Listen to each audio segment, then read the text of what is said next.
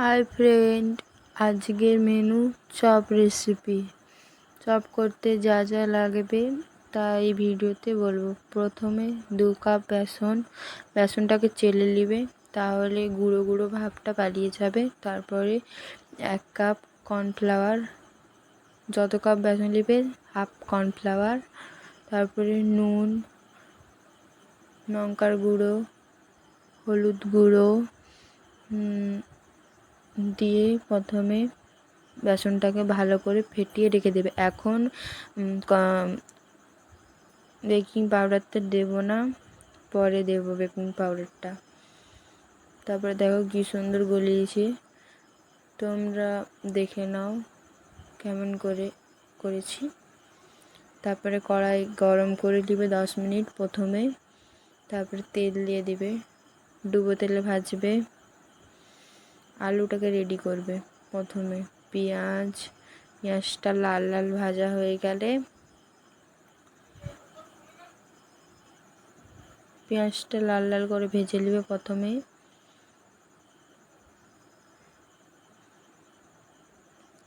একটুও জল দেবে না। দেখো লাল লাল করে ভাজা হয়ে গেছে। এরপর আদা রসুন বাটা, এটা ভালো করে নাড়বে।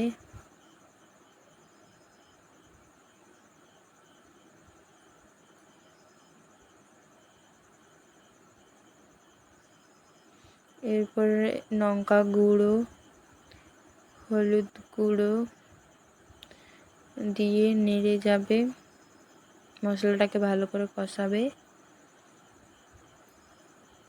মশলাটা কষে নুন দিবে।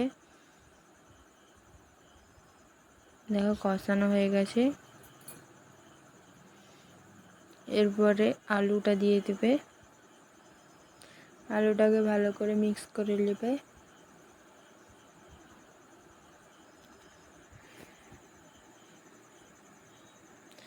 এরপরে বাদাম, জিরের গুঁড়ো, গরম মশলা, তারপর আগে থেকে শুকনো লঙ্কা মাখিয়ে রেখেছিলাম সেইটা দিয়ে দিবে। তারপরে নেড়ে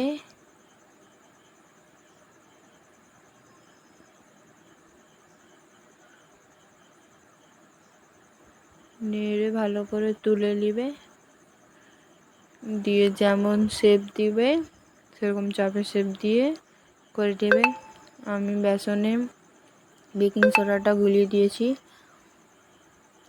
তারপর চপটাকে ভালো শেপ করে তেল ছেড়ে দিবে।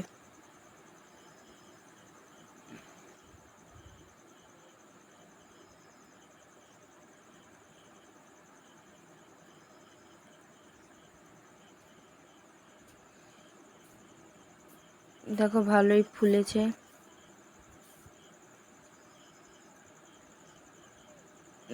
হয়ে গেছে চপ।